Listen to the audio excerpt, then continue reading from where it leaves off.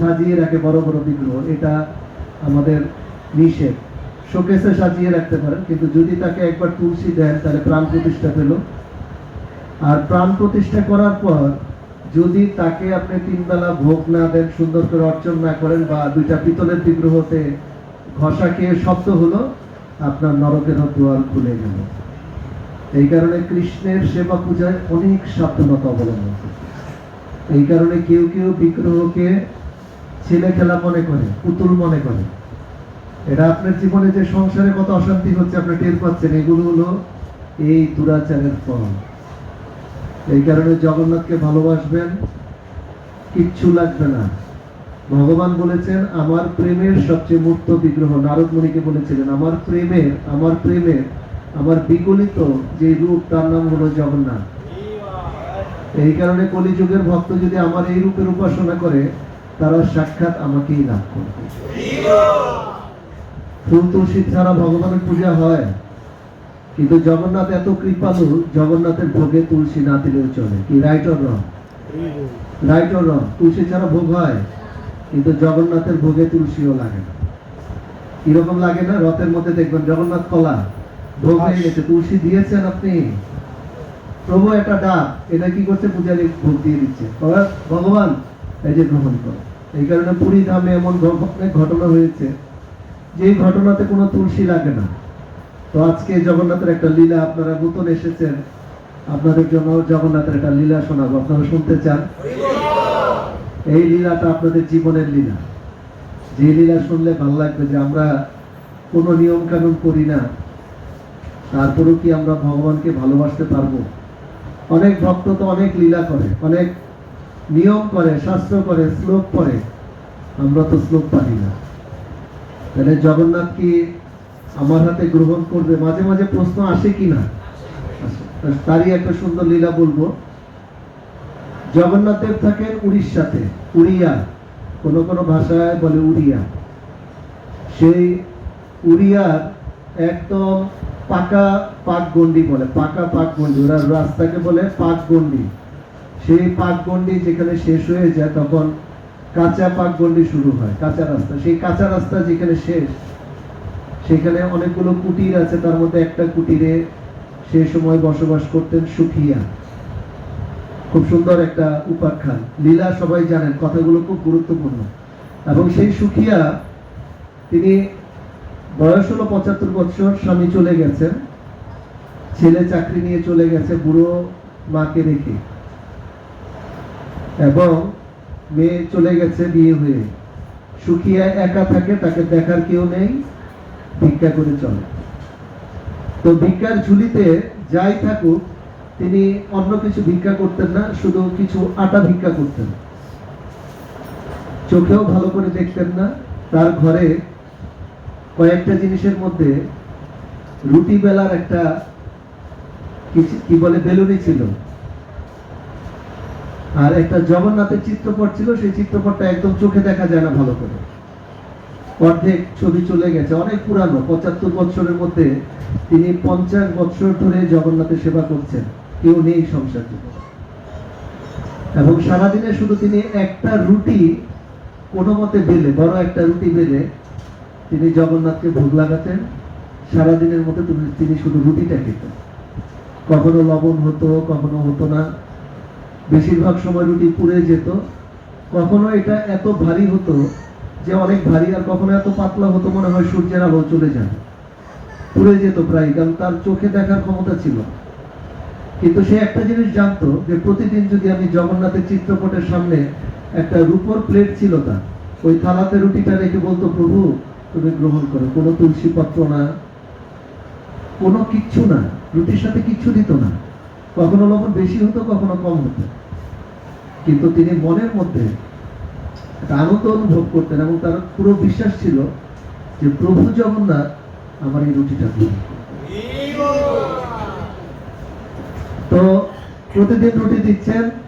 আর জগন্নাথ তিনি বৈকুণ্ঠে বসে, তার একটা জায়গা আছে পুরীধাম। এই পুরীধাম শুধু আমাদের ভারতবর্ষে উড়িষ্যাতে নয়, ঠিক সেম জায়গাগুলো বৈকুণ্ঠেও আছে। ওই জায়গার রিফ্লেকশন হলো এটা। যেমন আপনি যখন আয়নাতে মুখ দেখেন, আয়নাতে আপনারই মুখ আছে না আয়নাতে? তো আয়নাতে যে মুখটা দেখেন এটা হলো পৃথিবী, যেটা আসলে কিচ্ছু না। আর প্রকৃত যে মুখটা সেটা আছে বৈকুণ্ঠে। এই জন্য জগন্নাথ এসেছে, লীলা করেছে, চলে গেছে, এখনো ঘরে ঘরে ভক্তদের আসছে। তিনি প্রকৃত পক্ষে লক্ষ্মী দেবী, বলদেব, বিরাট তাদের ভক্তবৃন্দ নিয়ে থাকেন হলো পুরী ধাম, সেটা হলো বৈকুণ্ঠের পুরী ধাম। জয় জগন্নাথ, পুরী ধাম কি জয়। তারই একটা রিফ্লেকশন উড়িয়াতে, উড়িষ্যাতে এই পুরী ধাম আছে। তো একদিন জগন্নাথ দেবকে ভোগ লাগানো হচ্ছে এবং লক্ষ্মী দেবী স্বয়ং রান্না করে ভোগ লাগান। আপনারা পুরী ধামের রান্নাঘর যেটা পৃথিবীতে আছে গিয়েছেন কিনা? যে বৈকুণ্ঠেও একই রান্নাঘর আছে, 4টা থেকে 6টা হাঁড়ি একসাথে বসা চুলার মধ্যে, 4টা থেকে 6টা হাঁড়ি, নিচ থেকে আগুন দেয়, একবারে সব বসায়, কোনো সম্ভার নেই। আপনারা যেমন তেলের মধ্যে এই সম্ভার ওই সম্ভারটা, কোনো সম্ভার নেই, একবারে বসিয়ে ফেলে। আগুনে তাপ দিলে নিচের হাঁড়িটা আগে হওয়ার কথা, কিন্তু পুরী ধামের অলৌকিক ঘটনা, 6টা হাঁড়ির মধ্যে নিচের হাঁড়িতে আগুন দিচ্ছে, কিন্তু সবচেয়ে উপরের, একদম উপরের হাঁড়িটাতে রান্না সবচেয়ে আগে হচ্ছে। এটা পুরী ধামের বিশেষ মাহাত্ম্য, বিশেষ। এবং পুরী ধামের যে জায়গাটা আছে, যদি আপনারা ঘুরতে যান দেখবেন জগন্নাথের অসীম লীলা। রান্নাঘরটা বিরাট রান্নাঘর, একসাথে হাজার হাজার রান্না হচ্ছে, 5000 জনের রান্না একসাথে। তো সেই রাঁধুনিকে লক্ষ্মী দেবী, এই জন্য পুরী ধামের রাঁধুনি হলো লক্ষ্মী দেবী। তো বৈকুণ্ঠ রান্না করে লক্ষ্মী দেবী। জগন্নাথ কিন্তু অত ঝাল মশলা পছন্দ করেন না, এবং লক্ষ্মী দেবী বেশিরভাগ ক্ষেত্রে 56 ভোগ মিষ্টি আইটেম করে, কারণ জগন্নাথের এই সুইট আইটেম, মিষ্টি আইটেম খুব পছন্দ। এবং যে রান্না করে, একটা পরমান্ন রান্না করে, সেই পরমান্নের মধ্যে কেশর দেয়। কেশর চিনেন? খুব দামি একটা উপাদান কেশর, এবং দিলে অন্যরকম একটা ঘ্রাণ হয়। প্রতিদিন জগন্নাথ গ্রহণ করে, কিন্তু একদিন জগন্নাথ আর গ্রহণ করছে না। তখন বলদেব বলছে, দাদা জগন্নাথ, এত 56 ভোগ রেডি, তুমি কেন গ্রহণ করছো না? বলছে, দাদা না, আজকে আমার এই ভোগ গ্রহণ করার মানসিকতা নেই। বলছে, কেন নেই বলো? তখন বলছে, আজকে সুখিয়া আমাকে রুটি দেয়নি। বলছে, সুখিয়া কি? তখন বলছে, সুখিয়া ওই বৃদ্ধা ভক্ত যিনি এত ভালোবাসা সহকারে আমাকে রুটি দিত। তো বলছে, আজকে কেন রুটি দেয়নি? আর তোমার এত 56 ভোগ ফেলে দিয়ে ওই বুড়ি মাতার এই রুটি খাওয়ার কি আছে? রুটি কেমন? অনেক সুস্বাদু। বলছে, আমার কাছে তো রুটি অনেক সুস্বাদু লাগে, কখনো পোড়া হয়, কখনো মোটা হয়, কখনো ইটের মতো শক্ত হয়, কিন্তু এই রুটি আমার কাছে খুব ভালো লাগে। তখন সেই ধরাধামের দৃশ্য দেখাচ্ছে, সেই মাতাজি প্রতিদিন ভোগ লাগায়, সবার কানে কানে চলে গেছে, সুখিয়া ভোগ লাগায়, রুটি ভোগ লাগায়। তো এক মাতাজি এসে বলে, এইভাবে তুমি কেন জগন্নাথের ভোগ লাগাচ্ছ? তোমার আরতির সরঞ্জাম নেই, অন্ন ব্যঞ্জন নেই, শুধু একটা শুকনা রুটি, যেটা কিনা অনন্ত কোটি ব্রহ্মাণ্ডের মালিক 56 ভোগ বেলায় বেলায় গ্রহণ করে, তাকে শুধু একটা পোড়া রুটি দিচ্ছ। এই পোড়া রুটি প্রভু কোনোদিন খাবে না। সেই মাতাজি গ্রামে বলতে বলতে হঠাৎ এক পণ্ডিত এসে হাজির। তো পণ্ডিত বলছে, সুখিয়া, শুনেছি তুমি রুটি ভোগ লাগাও, তোমার এই ভোগ চলবে না, তুমি কোনো মন্ত্র উচ্চারণ করো? বলছে, না, আমি তো কোনো মন্ত্র জানি না। বলছে, যদি মন্ত্র উচ্চারণ না করো আর নিষ্ঠা পালন না করো, তুমি ঠিকভাবে স্নানও করো না, তোমার এই রুটি কোনোদিন জগন্নাথ গ্রহণ করবে না। ওই দিন যখন রুটি বানানো শেষ, তখন জগন্নাথের সাইডে রুটি রেখে দিয়েছে, সে মনের কষ্টে রুটি ভোগ লাগাচ্ছে। আর ওই দিনই জগন্নাথ তার আর 56 ব্যঞ্জন গ্রহণ করে, এবং তার অনেক মন খারাপ। তো সেই বুড়িমাও আর রুটি খায়নি। সে বুড়িমা অনেক কষ্ট করে রাত্রেবেলা মন খারাপ করে বলছে, মন্ত্র জানি না, তন্ত্র জানি না, কিচ্ছু জানি না, নিষ্ঠা নেই, আচার নেই, আর জগন্নাথকে ভোগই লাগাবো না, আমার এই ভোগ কোনোদিন কাজে লাগবে না, পণ্ডিত বলে গেছে। তো জগন্নাথ রসই ঘরের সামনে ঘুরছে। লক্ষ্মী দেবী বলছে, কি নিবে? কিছুদিন আগে একটা বড় দইয়ের হাড়ি নিয়ে গেছো ভক্তের জন্য। জগন্নাথ মাঝে মাঝে ভক্তের জন্য এটা ওটা নিয়ে আসে, আপনার বাসায় নিয়ে আসবে। যদি আপনার ভিতরে জগন্নাথের প্রতি প্রেম থাকে, তাহলে বিশ্বাস থাকে, তাহলে জগন্নাথ আপনার বাড়ির জন্য কিছু না কিছু নিয়ে আসবে। এবং সেই দিন জগন্নাথ খুঁজছে, লক্ষ্মী দেবী বলছে, আজকে কিচ্ছু দিব না তোমার। বলদেব বলছে, তোমাকে কিচ্ছু দেওয়া হবে না রসই ঘর থেকে। ওরা বলে, রসই ঘর? তখন বলছে আজকে কিছু দিবে না, আমিও নিব না, তবে আজকে আমি নিয়ে আসবো। বলছে কি নিয়ে আসবে? বলছে ওটা আনলেই বুঝতে পারবে আমি কি নিতে যাচ্ছি। তো সেই অন্ধকার কুটিরে ছোট্ট শাওলা শ্যালন, বলছে পুরো মেঘ ভরা জগন্নাথ। ভগবানের রং কি কে বলতে পারবে? ভগবানের গায়ের বর্ণ কি কেউ বলতে পারবে না। ভগবানের গায়ের বর্ণ কি? কি গায়ের বর্ণ? কালো, লাল, সাদা, ধূসর। এক্সাক্ট গায়ের বর্ণ কি? এক্সাক্ট শাস্ত্রে লেখা আছে এটাই গায়ের বর্ণ। কৃষ্ণ নয় গায়ের বর্ণ। কৃষ্ণ কালো বলে কিন্তু গায়ের রং কালো নয়। কৃষ্ণের গায়ের রংটা আজ পর্যন্ত কোন শিল্পী আঁকতে পারেনি। তার পুত্র নাতি বজ্রনাথ পর্যন্ত কৃষ্ণের বিগ্রহ বানাতে গিয়ে 3টা বিগ্রহ বানিয়েছে। একটা বিগ্রহ দেখে উত্তরা বলছে আমি কৃষ্ণকে দেখেছি, তুমি বানাও বিগ্রহ। বানানোর পর বলছে এর চরণ মিলে কৃষ্ণের সাথে, আর কিছু মিলে না। আরেক বিগ্রহ বানিয়েছে, বলছে এই বিগ্রহের স্কন্ধ মিলে কৃষ্ণের সাথে, আর কিছু মিলে না। আরেক বিগ্রহ বানিয়েছে, বলছে এই বিগ্রহের মুখমণ্ডল মিলে, আর কিছু মিলে না। এই জন্য বলছে বৃন্দাবনে এই 3টা সেরা বিগ্রহের পূজা হতো। গল্প বলবো আরেকটু। একজনের নাম মদন মোহন, একজনের নাম গোপীনাথ, আর একজনের নাম গোবিন্দদেব। তো এই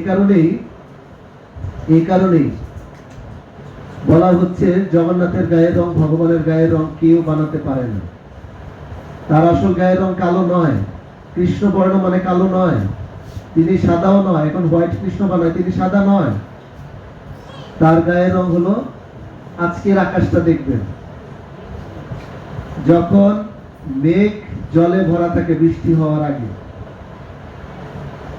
মেঘ জল ভরা মেঘ, তার যে বর্ণ আর কৃষ্ণের বা গায়ের বর্ণ সেম টু সেম। এই জন্য বলছে জল ভরা মেঘ দেখবেন, তাহলে কৃষ্ণের গায়ের বর্ণ দেখতে পারবেন। এই গায়ের বর্ণওয়ালা শিল্পী আমি দেখেছি 2-1টা জায়গায় এরকম কালার করেছে, এত মানে একদম টু দা পয়েন্টে মেঘের এই বর্ণটা কৃষ্ণের গায়ে ধারণ করে দিয়েছে। এবং সেই শাওলা শ্যালন বলে যে আসমান, জল ভরা আসমান ভেঙে পড়লে মনে হচ্ছে ওই ছোট্ট বালক, ছোট্ট রূপ নিয়েছে, বড় বড় গোল গোল আঁখে, ছোট ছোট পায়ে হাঁটছে, ছোট ছোট হাতে নিয়ে সে হাঁটছে। হাঁটতে হাঁটতে সেই বৃদ্ধা মাতাজির কুটিরে ধাক্কা দিচ্ছে রাতের বেলা। দরজা খুলো, কেউ আছো? বৃদ্ধ মাতাজি বলছে এত রাতে কে এলো? বলছে তুমি কে? এত সুন্দর ছোট্ট ছেলে হারিয়ে গেছো? বলছেন আমি তোমার কাছে এসেছি। কেন? বলছে আমার তো খুব ক্ষুধা পেয়েছে, যদি তোমার কাছে কিছু থেকে থাকে আমাকে একটু খেতে দাও। বলছে এত ছোট বালক, এত ছোট বালক। অন্যদিন কিছু থাকতো না, কারণ অন্যদিন তো আমি জগন্নাথের সেই রুটি খেয়ে নিতাম। আজকে তো আমার কাছে একটা রুটি আছে, ভোগ লাগাইনি, আজকে বালককে দিয়ে দিই। তো বালক খেতে বসেছে। বলছে এত ছোট বালক, তুমি কি এই শক্ত রুটি খেতে পারবে? বলছে দাও, আমার প্রচুর ক্ষুধা পেয়েছে, তুমি যা দিবে আমি তাই খাবো। এবং সেই বালকটি সেই ছোট্ট রুটিটা যখন মুখে দিচ্ছে, একদম পাগলের মতো খাচ্ছে। তখন বৃদ্ধা মাতা বলছে এই রুটি কি করে খাচ্ছ, এটা তো ইটের মতো শক্ত। বলছে এই রুটির মধ্যে যা আছে, এতে শুধু আমার পেট ভরছে না, এই রুটির মধ্যে যা আছে তাতে আমার মনটাও ভরে যাচ্ছে, এত সুস্বাদু রুটি। বলছে না না, তুমি মনে রাখবে, যখন কেউ ক্ষুধার্ত থাকে তখন খেতে খুব ভালো লাগে। হয়তো তুমি ক্ষুধার জ্বালায় খাচ্ছ। বলছে না না না, ক্ষুধার জ্বালায় খাচ্ছি না, এই রুটি সত্যি আমার খুব ভালো লাগছে, আমার খুব ভালো লাগছে। একদম পুরা রুটি সে সুন্দর করে খেয়ে ফেলেছে। বলছে মা, তোমার চোখে জল কেন? বলছে না বাবা, আমি ঠিক আছি। বলছে শুনেছি আজকে একটা পণ্ডিত এসে তোমাকে অনেক কথা বলে গেছে, তোমার ভোগ লাগে না। বলছে হ্যাঁ বাবা, দেখো আমার তো আসলে মন্ত্রতন্ত্র জানা নেই, ছোটকাল থেকে নিরক্ষর, 50 বছর ধরে জগন্নাথকে ভোগ লাগায়। তখন জগন্নাথ প্রশ্ন করছে তোমার ভোগ কি জগন্নাথ গ্রহণ করে? কথাটা খেয়াল রাখবেন আপনারা, তোমার ভোগ কি জগন্নাথ গ্রহণ করে? বলছে দেখো পণ্ডিত তো বলেছে আমার ভোগ কোনো কাজে লাগে না, কিন্তু কেন জানি মনে হয় প্রতিদিন যখন রুটিটা ভোগ লাগাই, খেয়াল করবেন, প্রতিদিন যখন রুটিটা ভোগ লাগাই আমার মনের মধ্যে না এত একটা আনন্দ লাগে, এত একটা শান্তি লাগে। আমার মনে হয় জগন্নাথ বলছে তুই একা নারে সুখিয়া, তোর সাথে আমি জগন্নাথ আছি। তখন বলছে আমার মনে হচ্ছে এই সুখটার নাম হলো জগন্নাথ। তখন বলছে মা তুই ঠিক ধরেছিস, তোর এই রুটি প্রভু জগন্নাথ গ্রহণ করে, তুই আর কান্না করবি না। বলছে তুমি ছোট্ট বালক, তুমি কি করে বলছো জগন্নাথ আমার রুটি খায়? পণ্ডিত বলেছে আমি মন্ত্র জানি না। বলছে মা একটা কথা মনে রাখবে, সবাই মনে রাখবেন, মন্ত্র আমার কাছে যাওয়ার রাস্তা, মন্ত্র আমার কাছে যাওয়ার রাস্তা, কিন্তু প্রেম আরেক বস্তু। যাদের কাছে মন্ত্র আছে আমি তাদের কাছে আসি না, হয়তো মৃত্যুর পর তারা আমার কাছে যেতে পারে অনেক কষ্ট করে মন্ত্র দিয়ে, কিন্তু যাদের কাছে প্রেম আছে তাদের আমার কাছে আগে যাওয়া লাগে না, প্রেমের কারণে খিচে আমি তাদের কাছে চলে আসি। হরি হরি বল, জয় জগন্নাথ। যে সবাই বলুন জয় জগন্নাথ, জয় জগন্নাথ, জয় জগন্নাথ। এই কারণে আজকে থেকে মন্ত্র তন্ত্র কিচ্ছু যারা জানেন না, নিয়ম কি জানেন না, ভুলে যান নিয়ম। আপনারা প্রেমের পূজারী হন, ভালোবাসা দিয়ে জগন্নাথকে একটা রুটি দিলে জগন্নাথ গ্রহণ করবে, কিন্তু কি থাকা লাগবে? ভালোবাসা। অনেকে আমাকে প্রশ্ন করে, প্রভু আমাদের মধ্যে প্রেম নেই, শুধু কি আপনাদের মধ্যে প্রেম